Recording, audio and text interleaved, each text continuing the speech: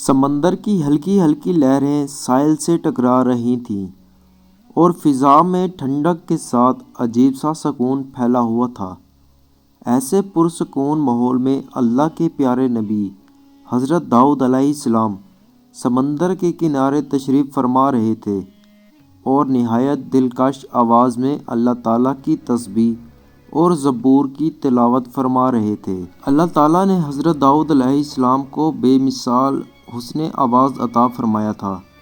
جب آپ زبور کی تلاوت کرتے تو سمندر کی مچھلیاں پانی سے باہر آ جاتی تھیں، جنگل کے درندے اور جانور ٹھہر جاتے، پہاڑ گونج کر جواب دیتے اور پرندے آسمان سے اتر کر خاموشی سے سننے لگتے۔ ہر مخلوق آپ کی تلاوت میں کھو جاتی اور ایک روایت میں آپ کی آواز 40 میل تک سنائی دیتی تھی۔ حضرت داؤد علیہ السلام اپنی قوم میں عدل و انصاف کے لیے مشہور تھے۔ کوئی امیر ہو یا غریب، طاقتور ہو یا کمزور، آپ کے فیصلے ہمیشہ حق اور انصاف پر مبنی ہوتے۔ اس زمانے میں بنی اسرائیل کی ایک قوم سمندر کے کنارے آباد تھی جن کا پیشہ مچھلی پکڑنا تھا۔ ایک دن آپ جب حضرت داؤد علیہ السلام عبادت میں مشغول تھے تو اللہ تعالیٰ نے وحی کے ذریعے حکم فرمایا، اے داؤد، اپنی قوم کو حکم دے دو کہ ہفتے کے روز تمام کاروبار بند رکھیں، مچھلی کا شکار نہ کریں اور اس دن کو خاص میری عبادت کے لیے مقرر کر دیں۔ حضرت داؤد علیہ السلام نے قوم کو جمع کیا اور فرمایا، اے بنی اسرائیل، اللہ تعالیٰ نے تمہیں حکم دیا ہے کہ ہفتے کے دن صرف عبادت کرو، مچھلیاں نہ پکڑو، اللہ سے ڈر اور اس کے حکم کی اطاعت کرو، یہ تمہارے لیے بھلائی ہے۔ قوم کے اکثر لوگوں نے اس حکم کو قبول کیا، مگر کچھ لوگ لالچ اور چالاکی میں مبتلا ہو گئے۔ انہوں نے دیکھا کہ ہفتے کے دن مچھلیاں کثرت سے کنارے پہ آ جاتی ہیں۔ انہوں نے کہا، ہم ہفتے کے دن مچھلیاں نہیں پکڑیں گے بلکہ گڑھے کھود کر جال بچھا دیں گے اور اتوار کے دن مچھلیاں نکال لیں گے۔ اس طرح حکم بھی ٹوٹے گا نہیں اور فائدہ بھی ہو جائے گا۔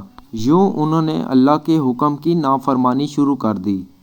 چونکہ فوراً کوئی عذاب نہ آیا، اس لیے وہ مزید بے خوف ہو گئے اور دولت میں اضافہ ہوتا چلا گیا۔ قوم میں کچھ نیک اور پرہیزگار لوگ بھی تھے جو انہیں بار بار سمجھاتے رہے، اللہ کے لیے اس نافرمانی کو چھوڑ دو، کہیں اللہ کا عذاب نہ آ جائے۔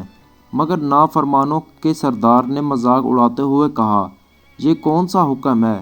ہم تو برسوں سے ایسا کر رہے ہیں اور ہمیں کچھ بھی نہیں ہوا۔ آخرکار اللہ تعالیٰ کا عذاب نازل ہوا۔ ایک صبح جب نیک لوگ عبادت کے لیے نکلے تو پورا علاقہ سنسان تھا۔ جب وہ گھروں میں داخل ہوئے تو دیکھا کہ نافرمان لوگ بڑے بڑے بندروں میں تبدیل ہو چکے تھے۔ وہ روتے تھے، گڑگڑاتے تھے، مگر توبہ کا وقت ختم ہو چکا تھا۔ وہ صرف 3 دن زندہ رہے اور پھر ہلاک ہو گئے۔ جو لوگ اللہ سے ڈرتے تھے اور حضرت داؤد علیہ السلام کے حکم پر عمل کرتے رہے، وہ مکمل طور پر محفوظ رہے۔ کئی سال گزر گئے۔ ایک دن بنی اسرائیل کے کچھ لوگ حضرت داؤد علیہ السلام کے پاس آئے اور عرض کیا، اے اللہ کے نبی، ہمیں قیامت کی کچھ نشانیاں دکھا دیجیے تاکہ ہمارا ایمان مضبوط ہو جائے۔ آپ نے فرمایا، 3 دن بعد عید ہے، عید کے دن سب میدان میں جمع ہونا۔ اس زمانے میں بنی اسرائیل میں ایک نہایت مالدار شخص تھا جس کے پاس ایک انتہائی خوبصورت گائے تھی جسے وہ سونے چاندی سے سجاتا تھا۔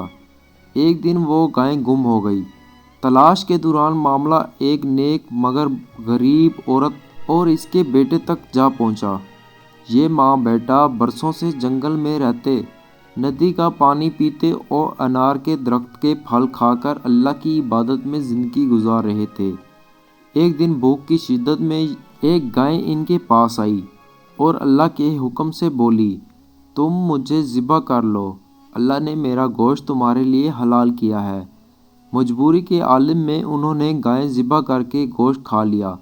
معاملہ حضرت داؤد علیہ السلام کی دربار تک جا پہنچا۔ اسی رات حضرت جبرائیل علیہ السلام نازل ہوئے اور اصل حقیقت بیان کی کہ وہ مالدار شخص دراصل قاتل تھا۔